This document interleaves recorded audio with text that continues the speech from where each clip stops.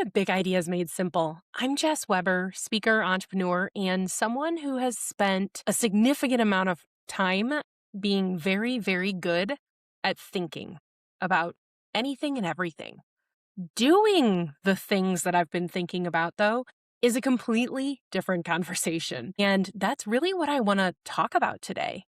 So, every episode, I take one big idea, strip it down to what actually matters, and hand you something that you can use before you're even done. So, no fluff, no filler, just that thing. And so, let's get going. Now, I want to paint you a picture, and I want you to tell me honestly if it sounds familiar. You've done the work, not surface level work, but like the real kind of work.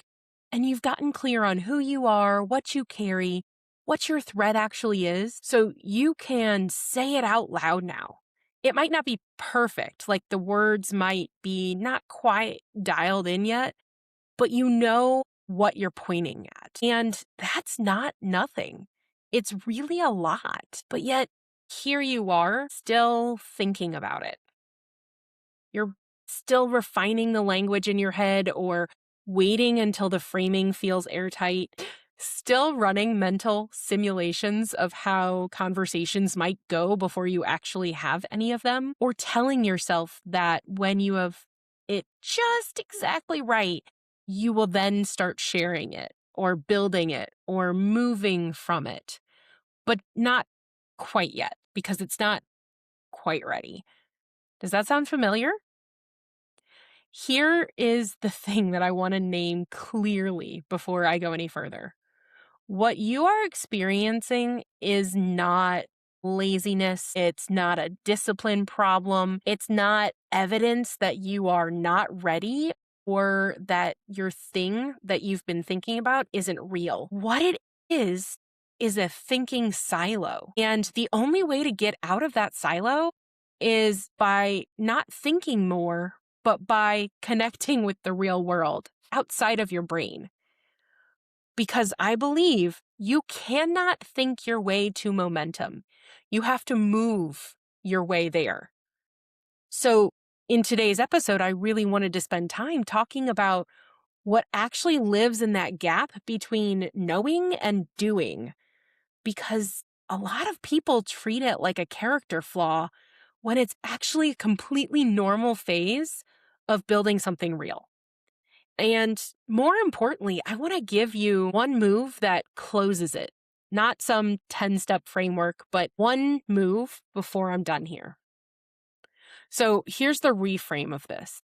And I think you do probably need to sit with it because it will change the way that you talk to yourself about that gap. I know for me, it took quite a while to get here, but when I finally saw it, I realized that clarity is not your finish line. It's the starting point, the gun at the beginning of the race. And it's the opposite for most who treat clarity like the destination. They think if they can just get clear enough or organized enough or articulate enough, that the doing or the momentum will follow naturally. And there's a version of that, which is probably true. I mean, clarity does matter. Naming your thread matters. And we've spent the last several episodes on exactly that. But here is what nobody tells you about clarity. Getting clear on something true and big about yourself does not automatically produce the ability to act from it. All it does is produce your new starting point. And starting points require something really obvious. They require you to start. So the gap between knowing and doing is not discipline. Like I said, it's not a problem in that respect, but it is in terms of integration. And integration is a very specific thing. It's the process of knowing, moving from your head into your identity. It's adopting something that you understand intellectually and transitioning it to something that you can stand on or move from or introduce yourself as and build with. And here is the uncomfortable truth about integration. You can't do it alone. You cannot integrate something by thinking about it more carefully in the exact same room where you've started thinking about it.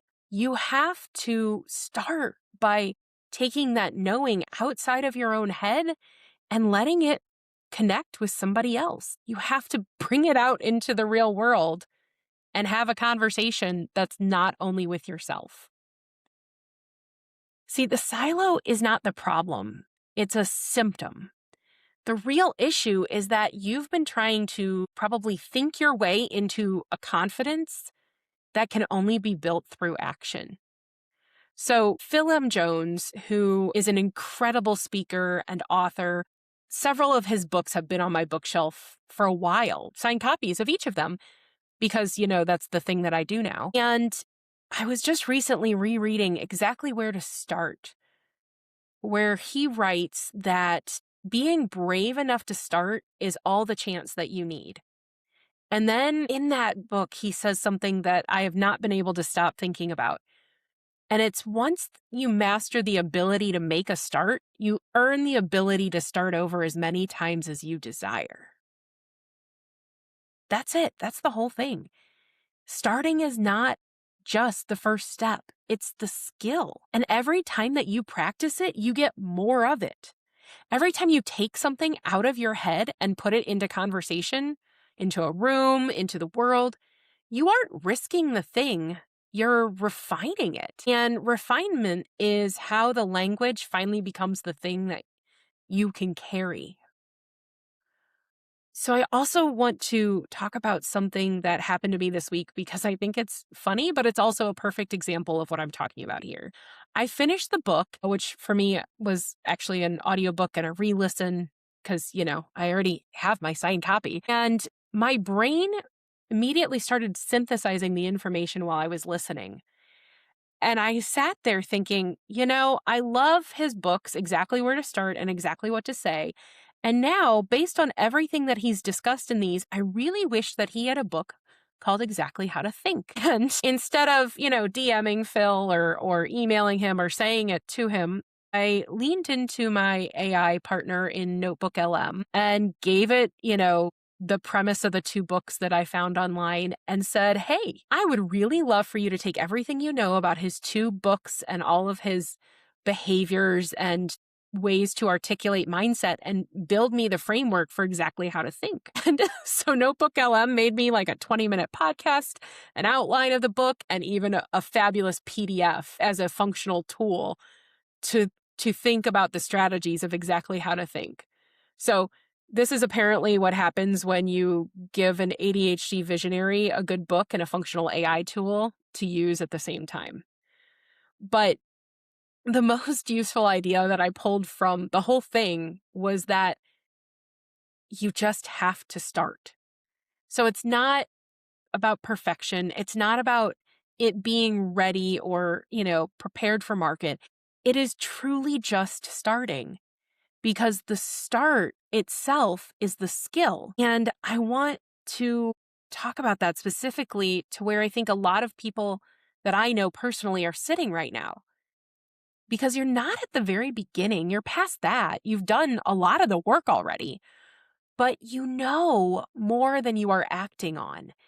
And the gap is not a lack of clarity. It's about getting that thing out of your head. So, what does getting out of your own way and getting out of your head actually look like? Because I do not want to just tell you to go talk somebody and I do not want to just tell you to go talk to somebody and leave it there. That's not what I mean. The specific thing that I want you to understand about how integration actually works is that it is not through grand public declarations, or it doesn't require you to have a massive stage or a launch plan or even the perfect elevator pitch. It literally just happens in the smallest, most trusted, low stakes conversations where you are allowed to be authentically yourself. You can show up in that space unfinished. And most people who are stuck in a thinking silo are waiting for something to come out fully formed. They want to walk into the next conversation with the language perfectly dialed in, the positioning airtight, and the confidence already intact. And that's exactly backwards. The language gets dialed in through the conversation, and the confidence gets built by having the conversation. Think about what you're actually looking for when you test something with someone you trust. You're not looking for permission. You're not looking for a grade. You want resonance or the moment that the other person says, yeah, that makes sense. I see that. I already knew that about you. Why is it taking you so long to get here? That resonance is what moves the knowing in your head into your body. And it allows you to go from feeling like you understand a concept to truly owning that concept. And here's what makes that trusted person so important. And that's why I'm saying it can't just be anybody. It needs to be someone who knows enough of the real you to reflect back what is actually true rather than cheerleading something that sounds impressive. Someone who will tell you honestly if the language isn't quite landing yet. And not to be discouraging, but because they care more about you getting it right than about making you feel good in the moment. And someone who is safe enough that being unfinished with them doesn't feel like you're taking a risk. And that's a very specific kind of person. If you're lucky and have one or two, that's amazing. But start with one to get out of your silo. And once you have that first conversation, I'm going to tell you, something starts to shift. It's not always dramatic. No, there's no little, cartoon that pops up with fanfare, right? Sometimes it's just a small adjustment in how you start to kind of sit with that idea. A word that gets swapped out, or a sentence suddenly feels more true than the one that you'd been using. A moment where you hear yourself say it and think, oh, that's it. And then when you take that language to the next person and the next room, and each time the language gets a little bit more yours or a little less tentative and a little more like something you can stand on rather than something you're figuring out. That's what I mean when I say integration. It's not just a moment or a light switch. It's truly a whole process that starts with the willingness to be unfinished with one safe person before you're ready to be seen by everybody else. And here's the other thing worth naming. The imposter syndrome you are feeling right now is not evidence that you are not ready. It's evidence that you care about getting it right. And caring about getting it right is not a reason to wait. It's a reason to test. Imposter syndrome is what lives in the silo. It thrives on isolation and enjoys blocking the door on the way out. It loses its power the moment that your idea makes contact with somebody else who can reflect back to you in real time. You cannot think your way out of imposter syndrome. You can only act your way out of it. One small, safe, unpolished, unfinished conversation at a time. So here's an example of what that looked like for me, because I think that specifics matter more than the principle when it comes to this particular thing. Big Ideas Made Simple existed as an idea for me for well over a year before it ever existed as a brand or a podcast. Over a year, I had this concept. I had a thesis, a general shape of what I wanted it to be. And I also had about probably 1,000 reasons why it was not quite ready to be real yet. The language wasn't right. The positioning needed more work. I wanted to figure out the format, the structure, the cadence. I thought about it constantly, but didn't move on it because I was stuck in my own head. There was definitely imposter syndrome blocking the door of the silo. And coupled with that was fear of failing again because of the fact that I had built an entire brand before that flopped hard when my sweet husband gave me the feedback 6 months later and said, well, that's dumb. And so fear, imposter syndrome, all of that was keeping me in a space of not moving forward. And what broke me out was not like some grand strategy session or a brand workshop or a moment of sudden clarity. It really was a series of conversations with one of my closest friends. She's one of just a few people in the world that knows like the full, authentic version of me. And part of her specific, unique being able to hold up a mirror when I am stuck in my own head and helping me see what's actually there versus what I've been telling myself as a narrative is there. And what's crazy is we live in different cities. So these conversations usually happen between visits when we're actually in the same city at the same time for an event. So it happens over meals, on walks. And what happened across the conversations around Big Ideas Made Simple was not that she gave me the answers, it's that she asked the right questions that got the answers out of me. So every time that I said something out loud to her, something else got clearer in me. Not because she was there validating it or cheerleading it on, although her honest reaction did matter, but because hearing myself say it in a real conversation with a real person who was genuinely listening and was so different than hearing it in my own head voice where I was the only audience. And at some point, something clicked and I realized I needed to stop refining it with her and start feeling ready to say it to other people. Not because it was perfect, but because it was mine. It had gone through enough contact with the real world, even just starting with that one person, that I could start to carry it without falling apart the first time somebody asked me a hard question about it. And let me tell you a pro tip here, y'all. If you don't have at least one good friend, although I have 3 that ask really hard questions, go find yourself one of those because they will change the game for you in this space. When I went from that one friend to those other friends, and I started telling other people about it who validated my idea, their responses gave me the next level of confidence. So I started taking it to more places, bigger rooms, less deep relationships. And each time, each level actually made the idea more real for me. That's what I mean when I say the integration process. It was not building a website or a launch. It started with one honest conversation in a safe space across from some pancakes. And then it built from there. So the version of Big Ideas Made Simple that exists today was not downloaded somewhere fully formed.